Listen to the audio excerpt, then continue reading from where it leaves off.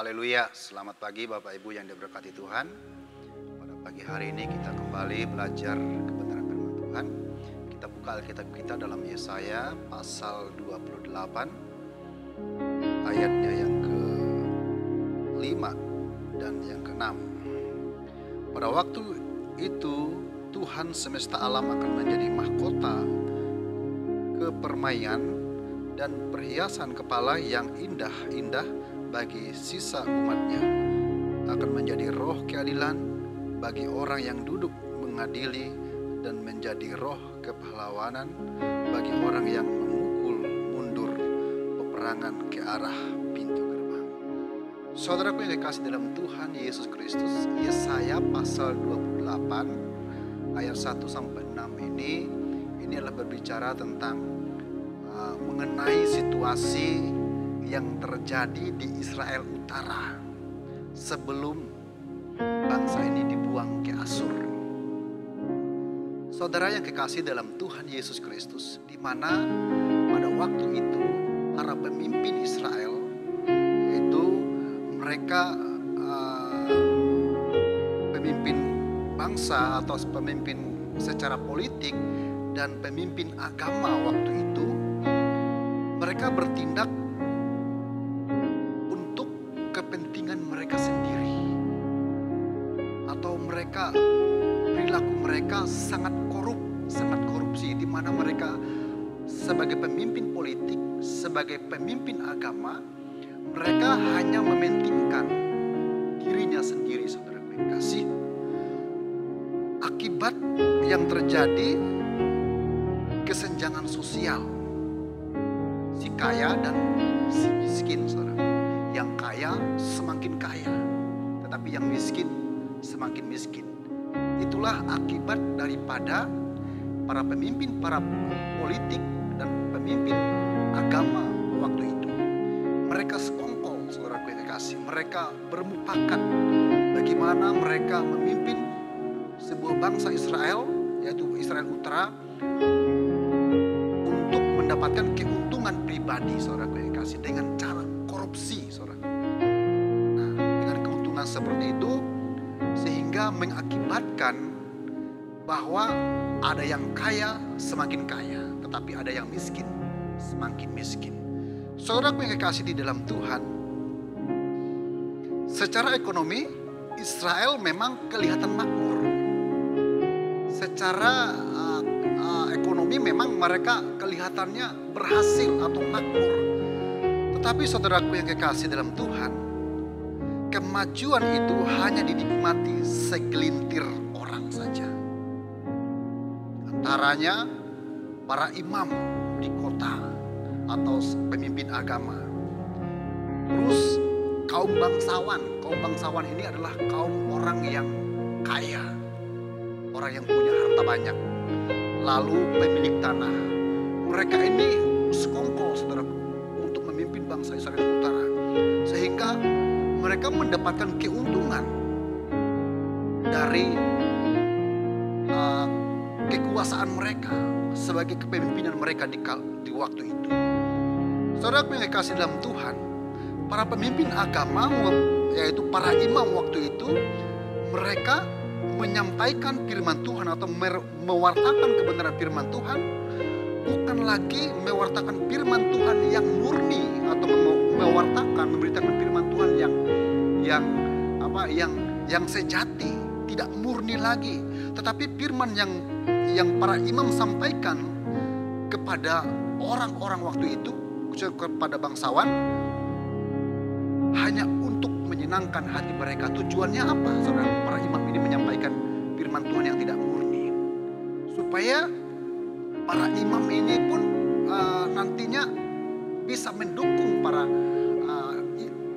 bangsawan ini, bisa mendukung para imam itu, saudara, yaitu dengan menyogok, dengan memberikan imbalan seperti uang, seperti itu, saudara. Tetapi saudaraku yang kasih, inilah yang saya katakan tadi, bahwa pelayanan imam atau kepemimpinan tokoh agama itu tidak murni lagi, karena mereka memiliki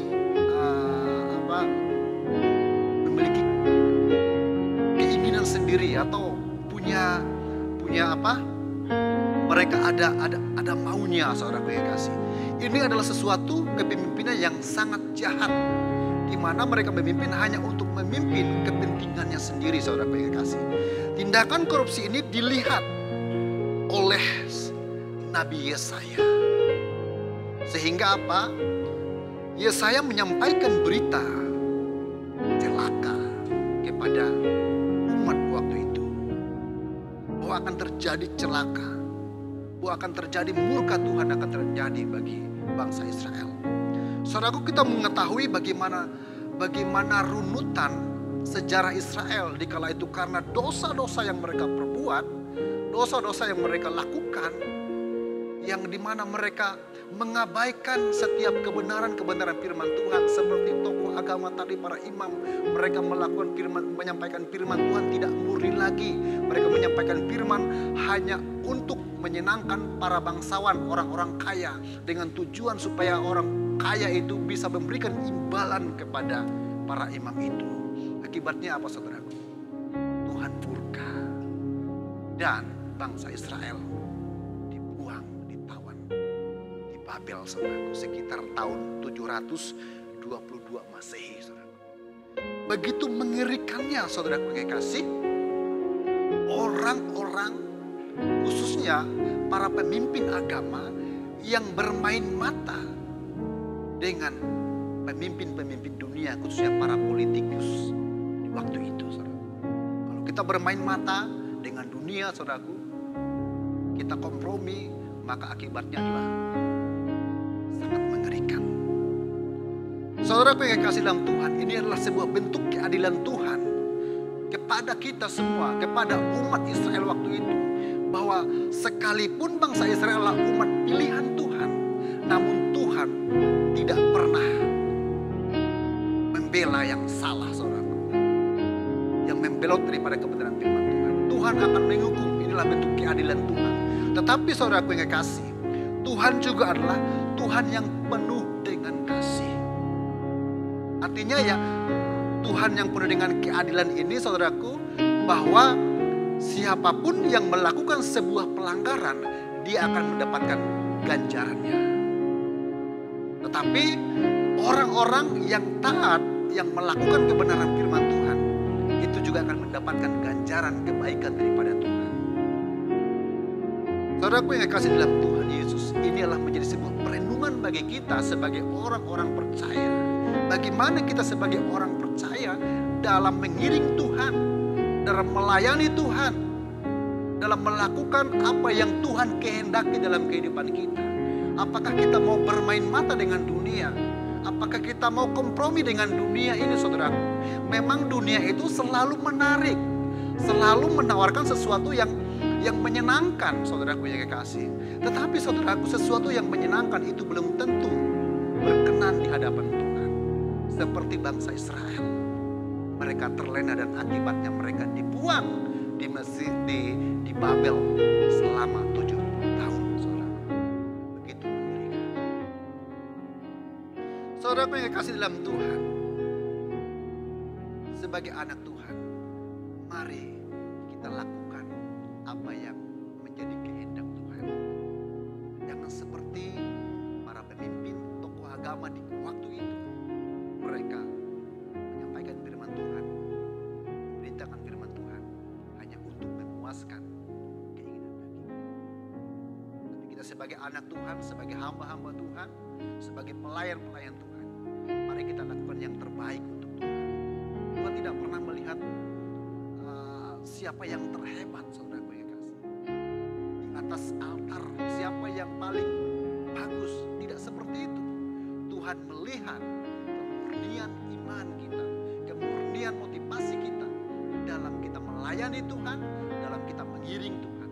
Tuhan tidak pernah tertarik dengan kehebatan kita di atas panggung, tidak, saudara. Tuhan selalu tertarik dengan kemurnian kita dalam melayani Tuhan. Tidak menjadi penting kalau kita terlihat bagus. Tidak terlalu penting, tidak menjadi penting kita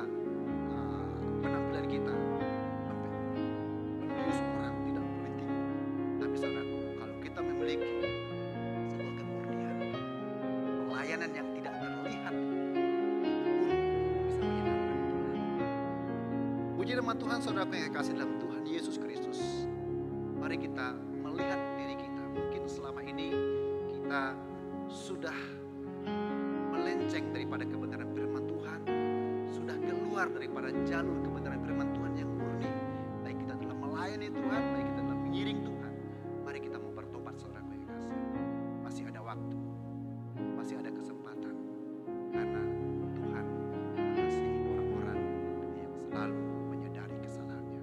Amin. Ini renungan kebenaran firman Tuhan, semoga menjadi kekuatan